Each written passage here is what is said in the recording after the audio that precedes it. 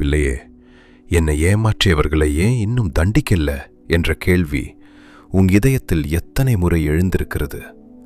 அவர்கள் என்னை ஏமாற்றினார்கள், என் நம்பிக்கையை உடைத்தார்கள், என் வாழ்க்கையை சிதைத்தார்கள். இன்று அவர்கள் நிம்மதியாக வாழ்வது போல தெரிகிறது. நான் மட்டும் ஒவ்வொரு நாளும் அந்த காயத்தை சுமந்து கொண்டு வாழ்கிறேன். அப்பா, இது நீதியா? நான் மட்டும் ஏன் இப்படி வாழ வேண்டும் என்று உன் மனம் 1000 முறை கேட்டிருக்கும். நான் நேர்மையாக வாழ்ந்ததுக்குத்தானா இந்த பலன்? நான் யாருக்கும் தீங்கு செய்யல. அப்படி இருக்க என் வாழ்க்கை மட்டும் ஏன் இவ்வளவு சிதறி போனது என்று நீ உன் உள்ளத்தில் போராடியிருக்கிறாய். இந்த கேள்வியை உன் மனதில் மறைத்து வைத்திருக்க வேண்டியதில்லை. இன்று அதை தேவனிடம் நேராக கொண்டு வா. இந்த கேள்வியை நீயும் தேவனிடம் கேட்டிருக்கிறாயா? அநியாயம் நடந்தபோது வலி வருவது இயல்பு. சில நேரங்களில் உனக்கு நடந்ததை யாரிடமும் சொல்ல முடியாமல் அமைதியாக அழுதிருக்கிறாய். என்ன நம்புவார்கள் என்று நினைத்தவர்களே என்ன புரிந்து கொள்ளவில்லை என்று உன் மனம் உடைந்திருக்கிறது. அந்த தனிமை, அந்த அவமானம், அந்த உதவியற்ற உணர்வு, அதுதான் உன்னை அதிகமாக காயப்படுத்தியது. நடந்த சம்பவத்தை விட அந்த சம்பவத்திற்கு பிறகு நீ தனியா போராடிய நாட்கள்தான் உன் இதயத்தில் ஆழமான காயத்தை விட்டு சென்றது. பல நேரங்களில் அந்த நிகழ்ச்சியை மறந்துவிட வேண்டும் என்று நீ முயற்சி செய்தாய். பிள்ளையே, சில இரவுகளில் நீ தூங்காம படுத்திருந்திருக்கிறாய். உடம்பு களைப்பாக இருந்தாலும் மனம் மட்டும் ஓயாம அந்த சம்பவத்தையே நினைத்து கொண்டே இருந்தது. அந்த ஒரு நாளை மட்டும் என்னால் மாற்ற முடிந்திருந்தா இன்று என் வாழ்க்கை வேறு மாதிரி இருந்திருக்கும் என்று நீ எண்ணி இருக்கிறாய். நடந்த உரையாடல்களையும் கேட்ட வார்த்தைகளையும் மீண்டும் மீண்டும் மனதில் ஓட்டியிருக்கிறாய். அந்த நினைவுகள் உன் இதயத்தை சோர்வடையச் செய்திருக்கின்றன. ஆனா ஒரு சிறிய நினைவு, ஒரு மனிதர், ஒரு இடம், ஒரு வார்த்தை மீண்டும் அந்த காயத்தை திறந்து விடுகிறது. நான் எப்போது இதிலிருந்து வெளியே வருவேன் என்று நீ சோர்ந்து போயிருக்கிறாய். இது பலவீனம் அல்ல, காயமடைந்த இதயத்தின் இயல்பான போராட்டம். நம்பிக்கை வைத்தவரால் ஏமாற்றப்படும் போது இதயம் உடைவதும் இயல்பு. அப்படிப்பட்ட வேதனையில் ஏன் என்று கேட்பதும் தவறல்ல. பலர் இந்த கேள்வியை வெளியில் சொல்ல மாட்டார்கள், ஆனா உள்ளத்தில் தினமும் சுமந்து கொண்டிருப்பார்கள். இந்த வார்த்தை உன் வாழ்க்கையோடு ஒத்துப்போகிறதா? நாம் ஒருவரின் வாழ்க்கையை வெளியிலிருந்து பார்க்கிறோம். சில நேரங்களில் உன் மனம் ஒப்பிடத் தொடங்குகிறது. நான் யாரையும் ஏமாற்றவில்லை, நான் நேர்மையாக வாழ்ந்தேன், ஆனாலும் நான் தோற்றுவிட்டேன். ஆனா என்னை ஏமாற்றியவர்கள் வென்றுவிட்டார்கள். இந்த எண்ணமே உன் நிம்மதியை மெதுவாக திருடிக் கொண்டிருக்கிறது. அநியாயத்தை விட அந்த ஒப்பீடுதான் உன் இதயத்தை இன்னும் அதிகமாக சோர்வடைய செய்கிறது. இன்று சமூக வலைத்தளங்களில் அவர்கள் சிரிப்பதை பார்க்கிறாய். பிள்ளையே, சில நேரங்களில் உனக்கு உலகமே உன்னை மறந்துவிட்டது போல தோன்றியிருக்கலாம். உன் வலியை யாரும் கவனிக்கவில்லை என்று நினைத்திருக்கலாம். மற்றவர்கள் தங்கள் வாழ்க்கையை முன்னே கொண்டு செல்லும்போது நீ மட்டும் இன்னும் அதே இடத்தில் நின்று கொண்டிருப்பது போல உணர்ந்திருக்கலாம். அந்த உணர்வு மிகவும் பாரமானது என்பதை நான் மறுக்கவில்லை. ஆனா உன் பயணம் இன்னும் முடிவடையலை என்பதையும் மறந்துவிடாதே. புதிய வீடு, புதிய கார், புதிய வாழ்க்கை எல்லாம் நன்றா இருப்பது போல தெரிகிறது. அந்த ஒரு புகைப்படத்தை பார்த்ததும், தேவனே, இவ்வளவு அநியாயம் செய்தவர்களுக்கு இப்படி ஒரு வாழ்க்கையா என்று உன் மனம் மீண்டும் உடைகிறது. ஆனாலும் ஒரு புகைப்படம், ஒரு சிரிப்பு, ஒரு வெற்றி ஒரு மனிதனின் முழு வாழ்க்கையையும் சொல்லிவிடாது. அவர்களின் உள்ளத்தையும் மனச்சாட்சியையும் அவர்கள் சுமக்கும் பாரங்களையும் முழுமையாக யாராலும் பார்க்க முடியாது. அதுபோல நம் வாழ்க்கையையும் மற்றவர்கள் முழுமையாக பார்க்க முடியாது. வெளியில் தெரியும் படம் முழு உண்மை அல்ல. இப்போது உன் இதயம் அமைதியாக இந்த வார்த்தையை கேள். அநியாயம் நடந்தது என்பதற்காக அதை மறந்துவிட வேண்டும் என்பதல்ல. நீதியை விரும்புவது தவறல்ல. ஆனால் அந்த அநியாயம் உன் இதயத்தை தினமும் ஆட்கொண்டால், உன்னை காயப்படுத்திய சம்பவம் இன்று வரை உன் வாழ்க்கையை வழிநடத்தி கொண்டிருக்கும். அதிலிருந்து வெளியே வருவது உன் குணமடைவதற்கான ஒரு முக்கியமான படி. ஒரு கட்டத்துல நீ நீதியை வேண்டவில்லை, என் இதயம் இவ்வளோ வலிக்காம இருந்தாலே போதும் என்று நினைத்தாய். ஆனா ஒவ்வொரு முறையும் பழைய நினைவுகள் வந்தபோது அந்த காயம் மீண்டும் திறந்து கொண்டது. அதனால்தான் இன்று வரை அந்த ஒரு கேள்வி உன் மனதை விட்டு போகவில்லை.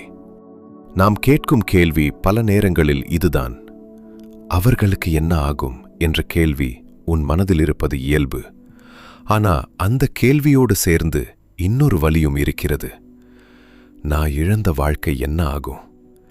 என் நிம்மதி திரும்ப வருமா? நான் மீண்டும் யாரையும் நம்ப முடியுமா? இந்த கேள்விகளும் அதே அளவுக்கு முக்கியமானவை. பிள்ளையே, சில நேரங்களில் உனக்கு நீதியை விட ஒரு பதில் வேண்டும் என்று தோன்றியிருக்கலாம். ஏன் இந்த சம்பவம் என் வாழ்க்கையில் நடந்தது என்று நீ எண்ணியிருக்கிறாய். அந்த ஒரு நாள் மட்டும் நடந்த சம்பவம் அல்ல, அதற்கு பிறகு வந்த ஒவ்வொரு இரவும், ஒவ்வொரு கண்ணீரும், ஒவ்வொரு பயமும் உன்னை மெதுவாக மாற்றியிருக்கிறது. சில நேரங்களில் உனக்கே உன்னை அடையாளம் காண முடியாமல் போயிருக்கலாம். முன்பு சிரித்த நீ இன்று எளிதாக சிரிக்க முடியாமல் இருக்கலாம். முன்பு எளிதாக நம்பிய நீ இன்று யாரையும் நம்ப பயப்படலாம். பிள்ளையே, சில நேரங்களில் நீ சிரித்துக்கொண்டே மற்றவர்களிடம் பேசுகிறாய். ஆனால் உன் அறைக்குள் தனியாக வந்தவுடன் அந்த சிரிப்பு காணாமல் போய்விடுகிறது. நான் நன்றாக இருக்கிறேன் என்று எல்லோரிடமும் சொல்கிறாய். ஆனால் உன் இதயத்திடம் மட்டும் அந்த பொய்யை சொல்ல முடியவில்லை. உன் கண்ணீரை யாரும் பார்க்கவில்லை என்பதற்காக உன் வலி சிறியதாகிவிடாது. நீ அமைதியாக சுமக்கும் பாரத்தை வார்த்தைகளால் யாரிடமும் விளக்க முடியாமல் தவித்த நாட்களும் எனக்கு தெரியும். இதுதான் காயத்தின் தாக்கம். ஆனால் பிள்ளையே, காயம் உன்னை மாற்றியது போல் குணமடைவதும் உன்னை மாற்றும்.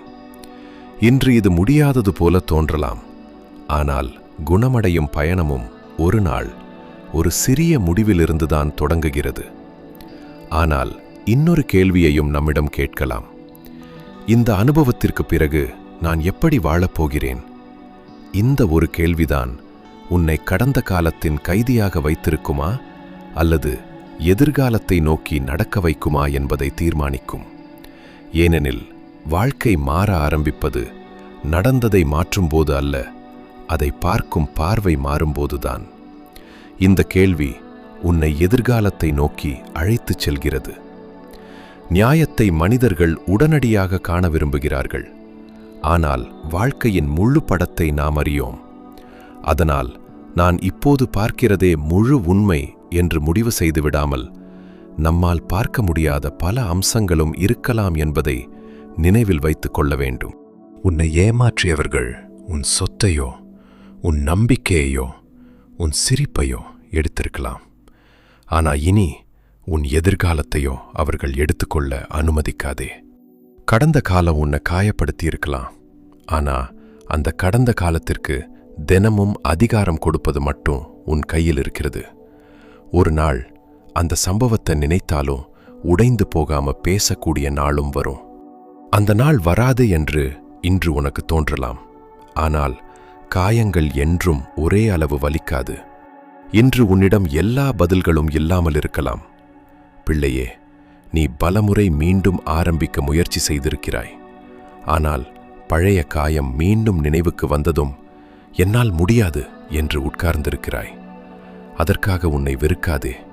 ஒவ்வொரு முறையும் மீண்டும் எழ முயற்சி செய்கிற உன் இதயமே நீ இன்னும் தோற்றுவிடவில்லை என்பதற்கான அடையாளம். ஆனால் அடுத்த அடியை எடுத்து வைக்க தேவையான நம்பிக்கை மட்டும் இருந்தால் போதும். பிள்ளையே, இன்று உன் இதயம் முழுமையாக குணமடையவில்லை என்றாலும் அது ஒரு தோல்வி அல்ல. காயமடைந்த இதயம் மெதுவாகத்தான் குணமடையும்.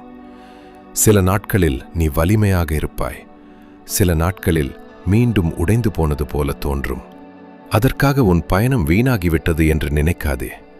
முன்னேற்றம் என்பது ஒவ்வொரு நாளும் ஒரே மாதிரியாக இருப்பதல்ல. இருந்தாலும் மீண்டும் எழுந்து நிற்கும் தைரியத்தை இழக்காமல் இருப்பதுதான். வாழ்க்கை ஒரே நாளில் மீண்டும் மலராது. ஆனால் ஒரு நாளில் மலர ஆரம்பிக்கலாம். இன்று அந்த ஆரம்பமாகட்டும்.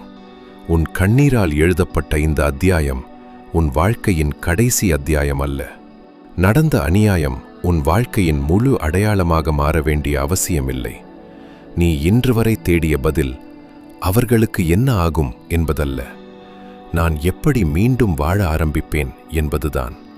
அந்த ஒரு கேள்விக்கான பதிலை நீ கண்டுபிடிக்கும் நாளே உன்னை காயப்படுத்திய சம்பவம் உன் வாழ்க்கையை ஆளும் அதிகாரத்தை இழக்க ஆரம்பிக்கும். பிள்ளையே, இத்தனை நேரம் நீ கேட்டது அவர்களை பற்றிய கேள்வி என்று நினைத்தாய். ஆனால் உன் இதயத்தின் ஆழத்தில் இருந்த உண்மையான கேள்வி, நாம் மீண்டும் சந்தோஷமாக வாழ முடியுமா என்பதுதான். இன்று அதற்குத்தான் இந்த பதில். இந்த கேள்விக்கான முழு பதில் இதுதான்.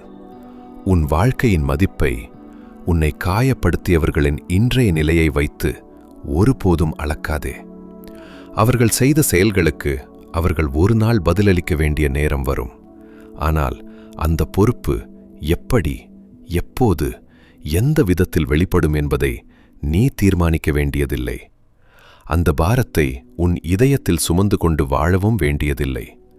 ஆனால் அந்த அநியாயத்திற்கு பிறகு நீ எப்படி வாழப்போகிறாய் என்பதற்கான முடிவை மட்டும் அவர்களிடம் ஒப்படைக்காதே. உனக்கு நடந்த அநியாயத்தை சிறிதாக்கவும் வேண்டாம். உன்னை ஏமாற்றியவர்களை பார்த்து உன் வாழ்க்கையின் மதிப்பை குறைத்து கொள்ளவும் வேண்டாம். மற்றவர்களின் இன்றைய நிலையை வைத்து உன் நாளைய வாழ்க்கையை தீர்மானிக்காதே. இன்று உன் கண்களுக்கு தெரியாத பல விஷயங்கள் இருக்கலாம். ஆனால் உன் காயம் உண்மையானது போல உன் எதிர்காலமும் உண்மையானதே. அதனால் இன்று முதல் உன் பார்வையை அவர்கள் வாழ்க்கையிலிருந்து உன் வாழ்க்கையை மீண்டும் கட்டி எழுப்புவதற்கு திருப்பு. இன்று நீ கேட்ட கேள்வி வீணாகவில்லை. இந்த பயணத்தில் நம்பிக்கையை இழக்காமல் முன்னேற தேவன் உனக்கு ஞானத்தையும் தைரியத்தையும் தருவாராக. இன்று இந்த கேள்வியுடன் நீ ஜெபிக்கலாம். ஆண்டவரே, நான் புரிந்து கொள்ளாத பல விஷயங்கள் இருக்கலாம். ஆனால் என் இதயத்தில் வெறுப்பை அல்ல, ஞானத்தையும் குணமடைவதையும் வளர்த்தருளும். நடந்ததை மறக்கச் சொல்லவில்லை, ஆனால் அது என் வாழ்க்கையை என்றும் ஆளாமல் இருக்க உதவிடும். நீதியையும் இரக்கத்தையும் உம்மிடம் ஒப்படைக்கிறேன். என் வாழ்க்கையை மீண்டும் நம்பிக்கையுடன் கட்டி எழுப்ப உதவிடும். நீ இன்று ஒரு பதிலை தேடி இந்த வீடியோவை பார்த்திருந்தால் இந்த ஒரு உண்மையை மனதில் வைத்துக்கொள். அநியாயம் நடந்தது என்பதை மறுக்க வேண்டியதில்லை. ஆனால் அந்த அநியாயம் உன் வாழ்க்கையின் கடைசி வார்த்தையாக இருக்க வேண்டிய அவசியமில்லை. உன் காயம் உண்மையானது, உன் குணமடைவதும் உண்மையாக இருக்க முடியும். நீதியை தேடும் உன் இதயத்தை தேவன் அறிந்திருக்கிறார். இன்று அந்த கேள்வியை அவரிடம் நேர்மையாக கொண்டு வந்ததே உன் குணமடைவதற்கான ஒரு புதிய தொடக்கமாகட்டும். ஒரு நாள் இந்த கேள்வியை நீ திரும்பி பார்க்கும்போது, அந்த நாள் நான் உடைந்திருந்தேன், ஆனால் அந்த உடைவு என் வாழ்க்கையின் முடிவு இல்லை என்று சொல்லக்கூடிய நாளும் வரும். இன்று உன் கண்ணீரே உன் வாழ்க்கையின் கடைசி அத்தியாயம் அல்ல. இந்த இரவும் கடந்து போகும். உன் இதயம் மீண்டும் சிரிக்க கற்றுக்கொள்ளும். இன்று நீ அழுதபடியே இந்த வீடியோவை முடித்தாலும் பரவாயில்ல. ஆனால் நம்பிக்கை இல்லாமல் மட்டும் முடிக்காதே. உன் வாழ்க்கையின் கடைசி வார்த்தை உன்னை காயப்படுத்திய மனிதர்கள் அல்ல, உன் கண்ணீரும் அல்ல. தேவன் உன் வாழ்க்கையில் எழுதப்போகும் புதிய தொடக்கமும் நம்பிக்கையும் தான். அந்த நம்பிக்கையை மட்டும் இன்று விடாதே. ஆமேன், ஆமேன்.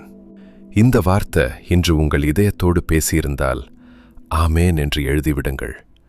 இந்த வார்த்தை இன்று மனம் உடைந்திருக்கும் இன்னொருவரையும் சென்றடையலாம். அவர்களோடும் அன்போடு பகிருங்கள். தேவன் உங்களை ஆசீர்வதிப்பாராக.